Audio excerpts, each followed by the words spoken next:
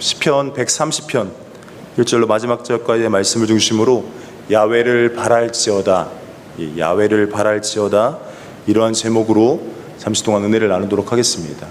이 부제를 세우자면요, 야훼를 바랄지어다라는 동일한 단어가 원어적으로 살펴보니까 소망을 두다라는 단어예요. 야훼께 소망을 두다, 이러한 제목을 가지고 우리 말씀을 나누도록 하겠습니다. 우리가 하나님께 소망을 둔다라는 것을, 야훼를 바란다라는 것을 우리가 매 삶의 순간순간 적용하며 살고자 할 것입니다. 아마 예수 그리스도를 믿는다면, 하나님께서 행하실 그 일들을 경험해 오셨다면 아마도 야훼만이 우리의 삶 가운데 소망이심을 지식적으로 이미 알고 계실 것이고, 실제적으로 삶을 누리셨다면 반드시 그렇게 살아가야 된다라는 어떤 결단도 분명히 우리 안에 있었을 것입니다. 그런데 문제는 우리의 삶 가운데 그러한 결단이 내게 아무리 존재한다고 하여도 삶의 시간이 흐르면 흐를수록 우리의 삶은 나태해지기 마련이고, 어떤 주님 주신 마음을 끝까지 품고 나아가기가 쉽지 않다라는 것은 우리가 너무도 잘 알고 있어요. 그래서 우리가 삶을 살아가다 보면은 다시금 재충전할 수 있는 곳이 어디냐면, 이 성전에 나와 예배하는 그 일 가운데 다시금 우리가 영적으로 재충전되어지는 것이고, 다시금 나태했던 어떤 신앙의 모습들을 다시금 점검해서 하나님이 정말로 원하시는 우리의 신앙의 모습을 찾아가는 것이 정말로 하나님께서 원하시는 신앙생활이 아닌가 하는 생각을 해봅니다. 오늘 본문 말씀의 제목을 보면요, 성전에 올라가는 노래예요. 그러니까 성전에 올라가는 노래, 다시 말하면 예배 가운데 나아갈 때 항상 읊어왔던 어떤 곡조 있는 기도, 시편입니다. 다시 말하면 지금 저희가 사도신경을 고백하는 것과 같이, 혹은 또 과거에 있었던 교동문을 고백하는 것과 같이 하나님 앞에 예배하러 나아갈 때에 이러한 중심의 자세를 갖고 나아가겠습니다 하는 그런 고백을 담은 시편이라고 할 수 있습니다. 그래서 이 제목을 여러 가지로 살펴볼 수 있겠지만 좀 두 가지 정도로 이야기할 수 있을 것 같아요. 첫 번째는 자비를 구하는 기도, 그리고 또 두 번째는 환난 때에 주님을 신뢰함. 다시 말하면 어떠한 상황 가운데도 하나님 앞에 나아가는 그 발걸음, 우리가 어떤 삶의 모습을 살았는지는 아무도 몰라요. 각자 개개인마다 삶의 현장이 다르고 모든 상황이 다르기 때문에 전혀 알 수 없죠. 그러나 하나님은 아시고, 그러한 연약한 삶, 각자 개개인의 삶 가운데서 다시금 한 곳에 모여서 하나님 앞에 예배한다라는 것은 다시금 우리의 삶을 재정비하여 하나님께로 나아가고자 한다라는 고백임을 믿으시길 주님의 이름으로 축복합니다. 그래서 이 부분을 한 네 부분으로 나눠서 말씀을 나눌 건데요, 첫 번째 1절에서 2절까지는 후회, 부르짖음이라는 주제를 갖고 말씀을 나눌 것이고요, 3절에서 4절은 회개, 용서가 주님께 있다라는 고백을 해왔던 이 고백과 같이 말씀을 나눌 것이고, 5절에서 6절은 결단입니다. 결단, 무엇이냐면 기다림이에요. 무엇을 기다리냐?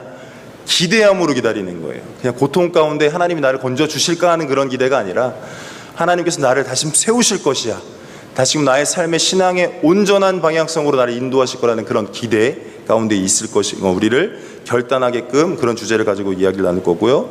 그리고 7절에서 8절은 소망입니다. 인자하심과 풍성한 속량이 주께 있고, 모든 속량, 모든 죄악에 속량하실 하나님을 바라보는 그러한 말씀의 주제를 잠시 나눠보도록 하겠습니다. 그럼 먼저 1절에서 2절 말씀을 한번 보겠습니다. 다 같이 읽겠습니다. 1절에서 2절, 1절에서 2절입니다. 1절부터 좀 보여주시기 바랍니다. 1절, 제가 먼저 1절 읽어드릴게요. 야훼여, 내가 깊은 곳에서 주께 부르짖었나이다. 2절 다 같이 읽겠습니다. 주여, 내 소리를 들으시며 나의 부르짖는 소리에 귀를 기울이소서. 아멘. 이것을 쉬운 성경으로 제가 부탁을 드렸는데, 한번 다 같이 한번 쉬운 성경으로 한번 읽어보도록 하겠습니다. 제가 읽어드릴게요. 야훼여, 깊은 절망 속에서 내가 주께 부르짖습니다.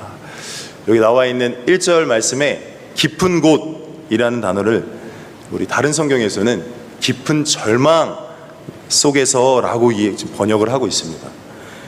우리가 절망 가운데 있다라는 것은 대략적으로 두 가지를 이야기할 수 있을 겁니다. 첫 번째는 실제적으로 환난 가운데, 고난 가운데, 고통 가운데 있을 때에 빠지는 절망. 그리고 오늘 시편에서 계속 다뤄오는 내용이 뭐냐면 죄악이거든요. 또 다른 절망의 모습은 어떤 거냐면 나의 무능력함, 나의 무기력함. 내가 하나님 앞에 좀 올바로 서고 싶은데 그렇게 서지 못했을 때 여러분 절망을 한번 느껴보셨습니까? 과거에 제가 하나님께서 큰 은혜를 베풀어 주셨을 때 이제 진짜 말씀대로 한번 살아봐야지.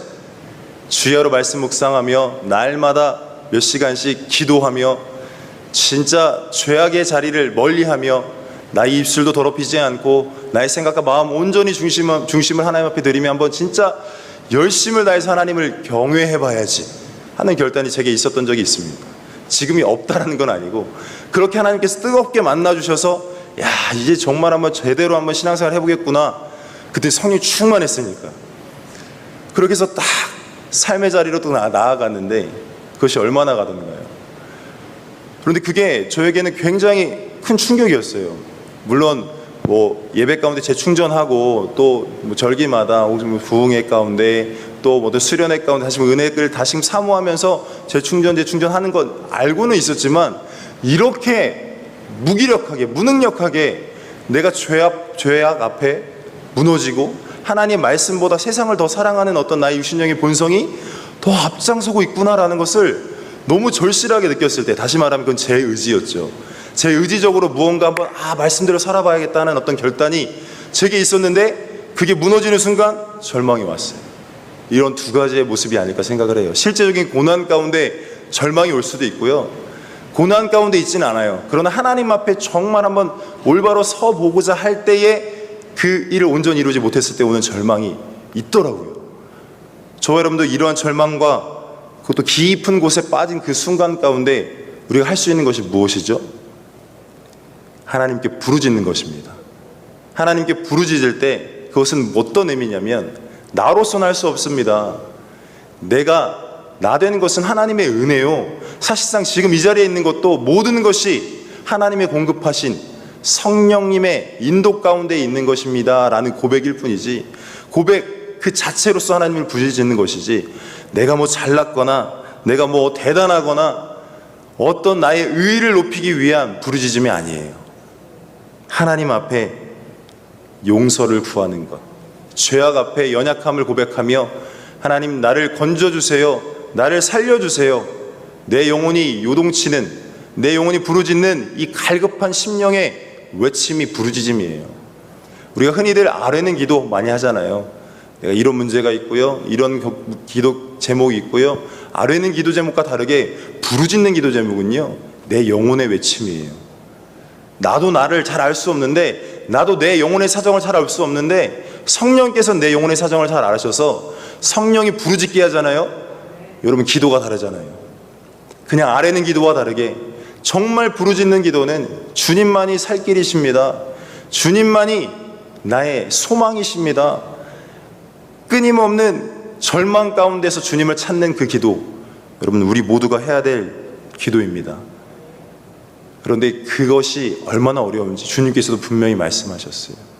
겟세마네 동산의 마지막 기도 가운데 제자들에게 이렇게 부탁합니다. 나를 위해서 기도해달라. 제자들이 무엇하죠? 졸아요.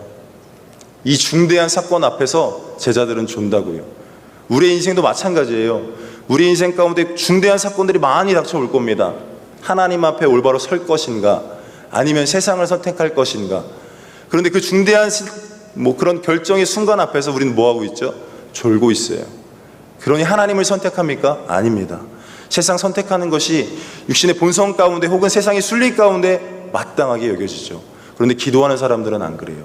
부르짖는 사람들은 세상을 거부하죠. 세상의 어떤 순리 앞에 난 하나님의 순리를 따르겠노라 결단하며 주님 앞에 나아가죠.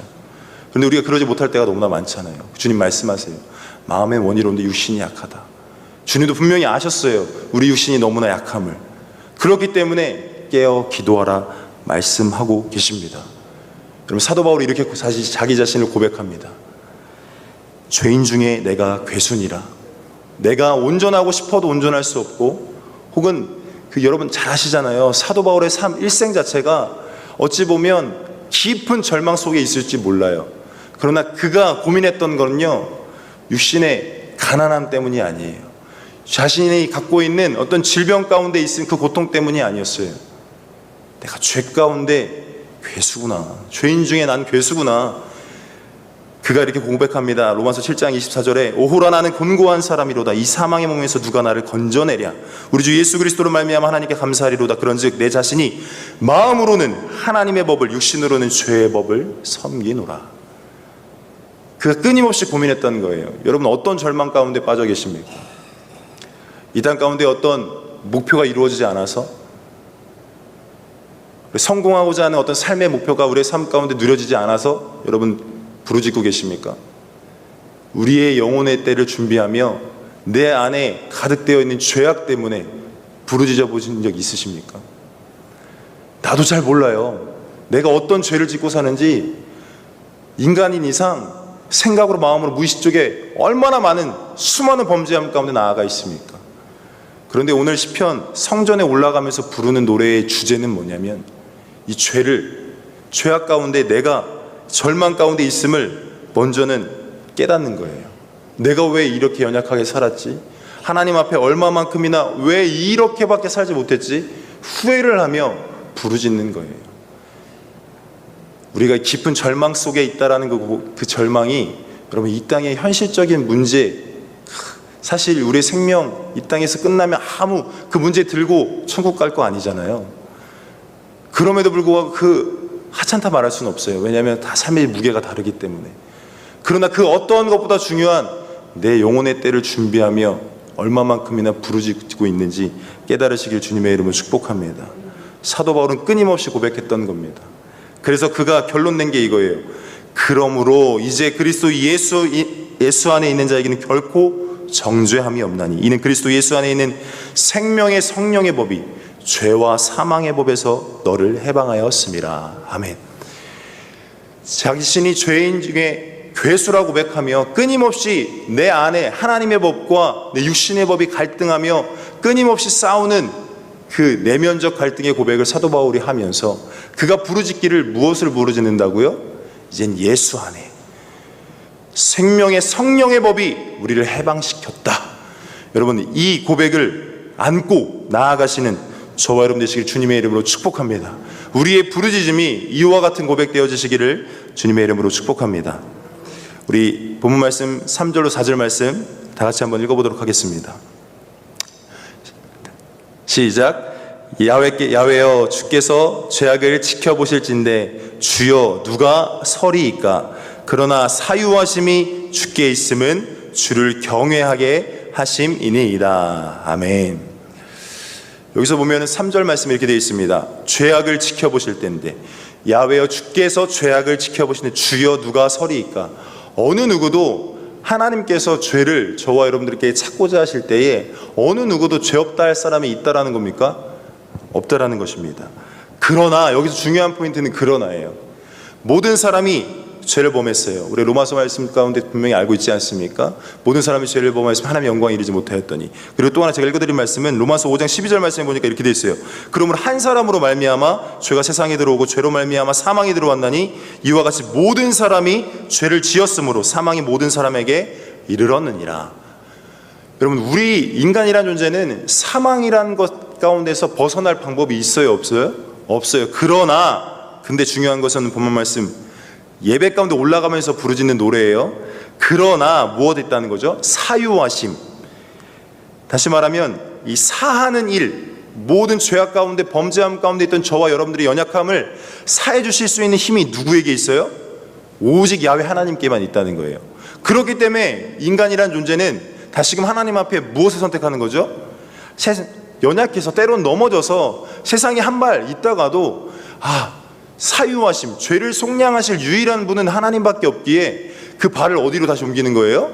야훼를 경외하는 자리 가운데 옮기겠다라는 결단을 이 시간 이 본문 말씀 가운데 고백하고 있다는 것입니다. 12명의 정탐꾼을 가나안 땅에 보냅니다. 그래서 그들이 돌아와서 고백하기를 10명은요 부정적으로 얘기해요. 악평합니다. 악평. 근데 딱 2명 여호수아와 갈렙만 하나님이 함께 하시면 할 수 있다고 얘기해요. 그런데 중요한 건 뭐냐면 차라리 이제 애굽으로 돌아가자, 모세 말고 다른 지도자를 세워서 애굽으로 차라리 돌아가자라고 결단을 했을 때 여호수아 갈렙이 옷을 찢으면서 절대 그러면 안 된다고, 하나님을 의지하라고, 범죄함 가운데 있지 말자고 얘기했을 때 이스라엘 백성들이 어떤 행동을 취하는지 아십니까? 돌을 들어요. 그 말하는 너희를 내가 죽이겠다. 지금 상황을 봐봐. 가나안 백성들을 얼마나 장대하고 우리가 메뚜기 같은 존재로밖에 보여지지 않는데 어떻게 상대하겠다고 얘기하면서 돌로 죽이려고 해요. 돌로 쳐서 죽이려고. 그런데 그 가운데 야훼의 영광이 임하시고 나서 하나님께서 이렇게 얘기를 하세요. 내가 너를 통해서, 모세에게 말씀하시는 겁니다. 너를 통해서 한 민족을 이뤄서 다시금 하나님의 영광을 드러낼게 라고 이야기를 했을 때 모세가 이렇게 얘기를 합니다. 민수기 14장 19절로 20절 말씀 한 목소리 읽겠습니다. 구하옵나니 주의 인자의 광대하심을 따라 이 백성의 죄악을 사하시되 애굽에서부터 지금까지 이 백성을 사하신 것 같이 사하시옵소서. 야훼께서 이르시되 내가 내 말대로 사하노라. 아멘. 오늘 방금 저희 130편 4절에 사심이라는 단어가 동일하게 사용되어져 있어요. 여러분 생각해 보십시오. 이스라엘은요 끊임없이 반복해요. 죄를 짓고 또 후회하며 회개하고.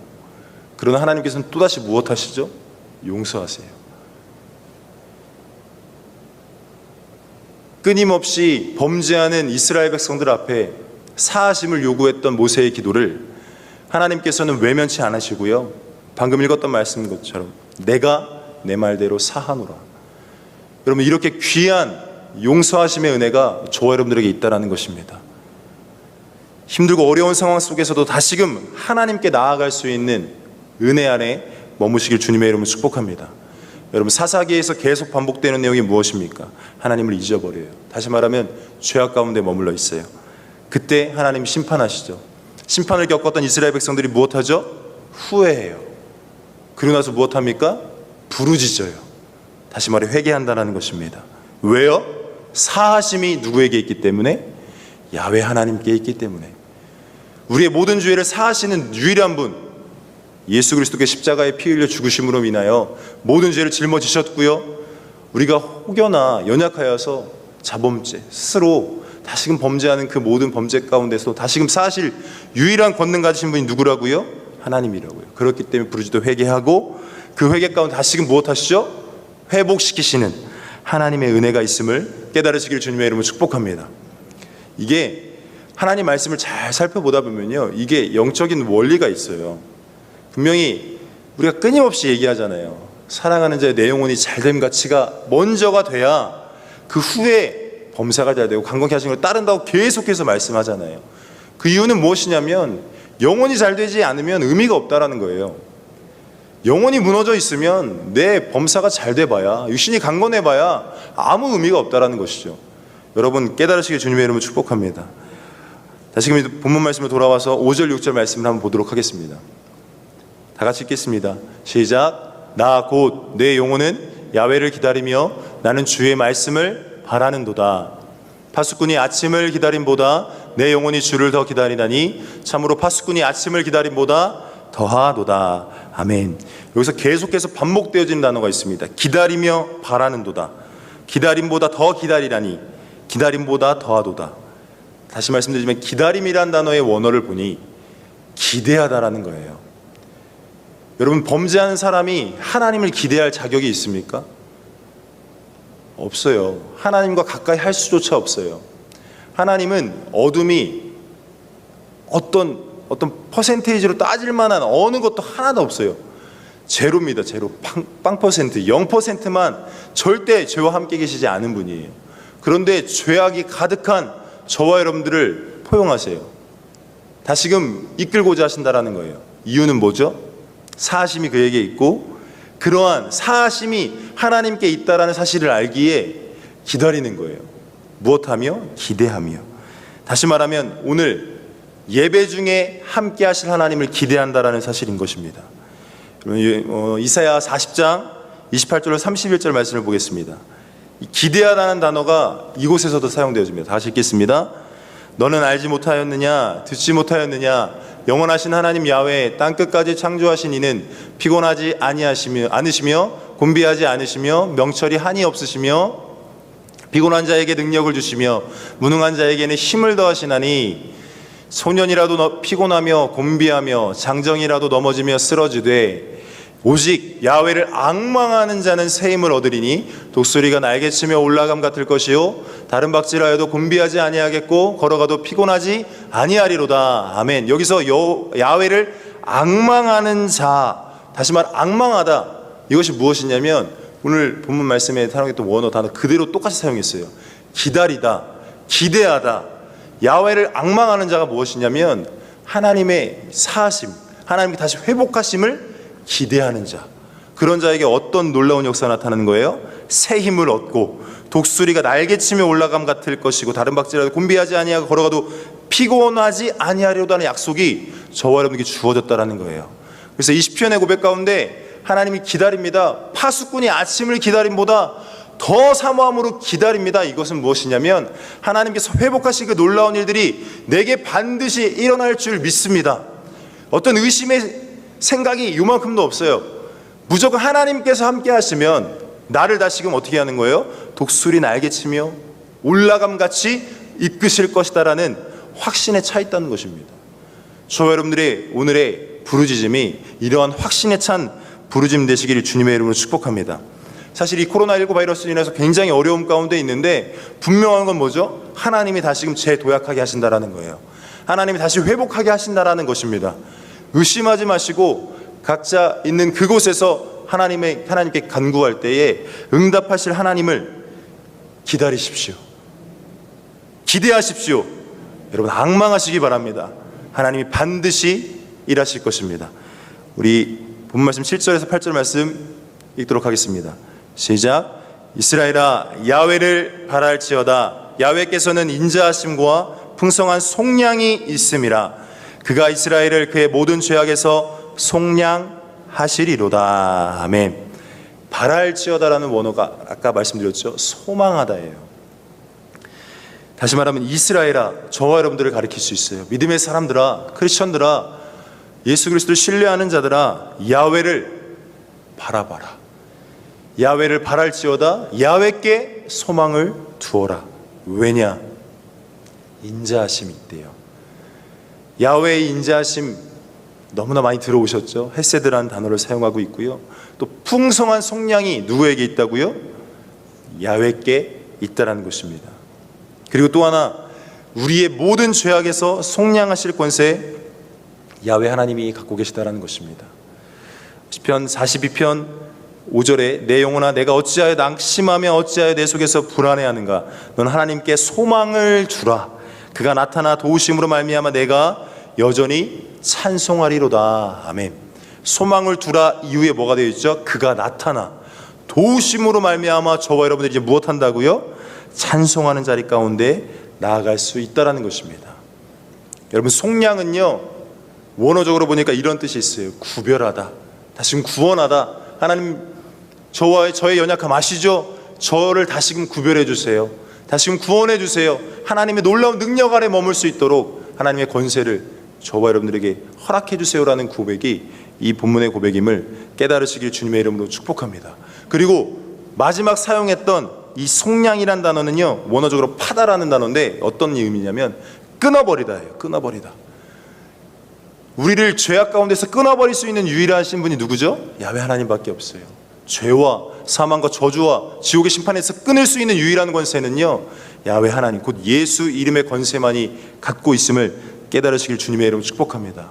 오늘 본문 말씀 1절로 8절까지의 말씀을 전체적으로 살펴볼 때 첫 번째는 후회고요, 또 회개고요, 그리고 결단했고 다시금 용서를 구하여 회복시키신 하나님의 놀라운 은혜를 나눠줘서 설명하고 있어요. 근데 이 본문 말씀 묵상하면서 떠올렸던 본문이 이 본문이에요.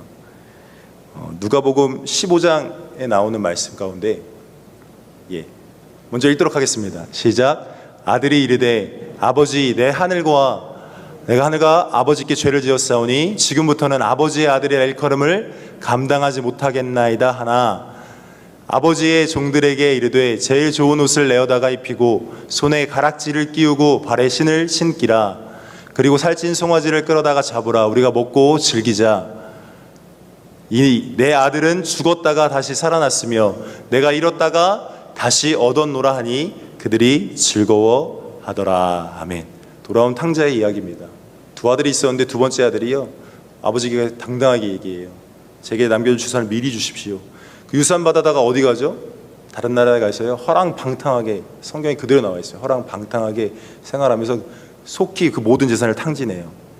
그가 그 나라에 있는 어떤 사람의 집에 들어가서 돼지 치는 그 일을 맡게 돼서 너무 배가 고파서 돼지가 먹는 주염 열매 하나를 먹고자 했을 때 그가 떠올랐던 생각이 무엇이냐면 이거예요.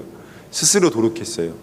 스스로 돌이켜 이르되, 본문 17절이에요. 누가복음 15장 17절에 스스로 돌이켰고요, 내 아버지에게는 양식이 풍족한 풀꾼이 얼마나 많은가. 나는 여기서 줄여 죽는구나. 내가 일어나 아버지께 가서 이르기를, 아버지, 내가 하늘과 아버지께 죄를 지었사오니 지금부터는 아버지의 아들의 일컬음을 감당하지 못하겠나이다. 나를 품꾼의 하나로 보소서 하리라 하고 이에 일어나서 아버지께로 돌아가니라. 그런데요, 그 다음에 뭐라고 나와 있냐면, 아직도 거리가 먼데 아버지가 그를 보고 측은히 여겨 달려가 목을 안고 입을 맞추니. 여러분, 방금 읽었던, 저와 여러분들 다 같이 읽었던 그 말씀 가운데는 분명히 이야기하고 있어요. 내가 아버지께 죄를 범했다. 이제 나는 아들로 보지 마시고 품꾼의 하나로 여겨주세요. 그런데 아버지는 어떻게 행동하죠? 종들에게 바로 얘기합니다. 제일 좋은 옷을 내어다가 입히고 손에 가락지를 끼우고 발에 신을 신기라. 그리고 살찐 송아지를 끌어다가 잡으라. 우리가 먹고 즐기자. 여러분, 이 속량이란 단어는요, 하나님의 입장에서 무엇이냐면 이거예요. 내 아들은 죽었다가 다시 살아났으며 내가 잃었다가 다시 얻었노라. 여러분, 하나님께서 속량하지 않을 이유가 있나요? 우리가 돌아가기만 하면 야훼께서는 당연히 마땅히 속량해 주시는 거예요. 왜냐? 죽었다가 다시 살아난 유일한 방법이 뭐죠? 속죄함의 은혜를 받는, 속량함의 은총 가운데 우리가 나아갈 때 우리가 그 놀라운 축복, 하나님의 자녀로서 살아갈 수 있다는 것이죠. 그렇기 때문에 잃었다가 다시 얻는 이 속량의 은총을 저와 여러분들에게 베풀지 않으실 이유가 없다는 것입니다. 이 시편 130편의 고백, 우리가 하나님께 속량을 구하는 것 같으나 하나님께 오히려 반대적으로 저와 여러분들에게 요구하는 거예요. 속량함의 자리 가운데 나와, 내가 다시금 너를 회복시킬게. 하나님의 이 귀한 약속 붙드시고 승리하시는 저와 여러분 되시길 주님의 이름으로 축복합니다.